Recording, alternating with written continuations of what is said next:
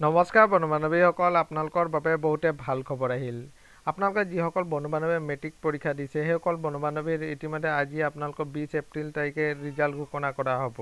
আৰু কেতিয়াকৈ আপোনালোকে ৰিজাল্ট ঘোষণা কৰিব আৰু আপোনালোকৰ কেনেকৈ আপোনালোকে নিজৰ ৰিজাল্টসমূহ চেক কৰিব, সকলো ডিটেইল এই ভিডিঅ'টোত আপোনালোকক জনাম। আপোনালোকে ভিডিঅ'টো শেষলৈকে চাই থাকিব।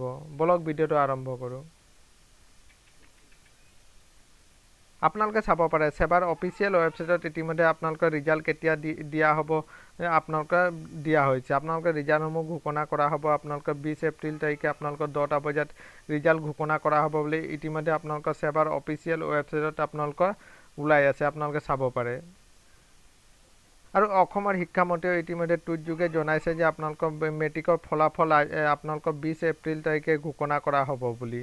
আৰু ইয়াত উল্লেখ কৰিছে যে আপোনালোকৰ 10টা বজাৰ পৰা আপোনালোকৰ 10টা বজাত আপোনালোকৰ ৰিজাল্ট ঘোষণা কৰা হ'ব। আপোনালোকে চাব পাৰে অসমৰ শিক্ষামন্ত্ৰীৰ টুইটটো আপোনালোকে নিজে পঢ়ি চাব পাৰে। আপোনালোকৰ 20 এপ্ৰিল তাৰিখে ৰিজাল্ট ঘোষণা কৰা হ'ব বুলি ইয়াত উল্লেখ কৰিছে।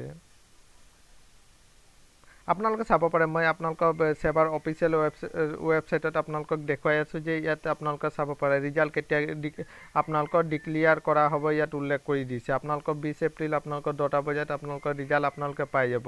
আৰু ৰিজাল্টসমূহ চেক কৰিবৰ কাৰণে আপোনালোকে সেবাৰ অফিচিয়েল ৱেবছাইটত গৈ আপোনালোকে নিজৰ ৰিজাল্টসমূহ চেক কৰিব পাৰিব। আপোনালোকে নিজৰ ৰোল নাম্বাৰ আৰু আপোনালোকৰ স্কুল কোডটো মাৰি আপোনালোকে ৰিজাল্টসমূহ চেক কৰিব পাৰিব।